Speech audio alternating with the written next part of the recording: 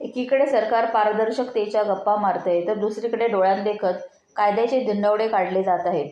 पनवेल तालुक्यातील विसुंबे येथील सर्वे क्रमांक 130 वर फ्युचर सिटी नावाचा गृहप्रकल्प उभा राहत आहे. पण धक्कादायक बाब म्हणजे या प्रकल्पाला कोणत्याही सरकारी विभागाची परवानगी नाही. विसुंबे ग्रामपंचायतीने अधिकृत पत्राद्वारे स्पष्ट केले की त्यांनी या प्रकल्पाला कोणतीही बांधकाम परवानगी, ना हरकत दाखला किंवा पाणी कनेक्शन दिलेले नाही. तरी या अनधिकृत इमारतींना पाणी मिळते कुठून आणि बांधकाम सुरू कुणाच्या आशीर्वादाने आहे? थेट मुख्यमंत्री कार्यालयाने या प्रकरणी कडक कारवाईचे आदेश दिले आहेत. सिडकोनेही मान्य केले की हा प्रकल्प अनधिकृत आहे, पण सिडकोचे अधिकारी केवळ नोटिसा पाठवण्यात धन्यता मानत आहेत. प्रत्यक्ष घटनास्थळी जाऊन बुलडोझर फिरवण्याची हिंमत प्रशासन का दाखवत नाहीये? काही सामाजिक कार्यकर्ते यांनी पुराव्यांसह हा लढा उभा केला आहे.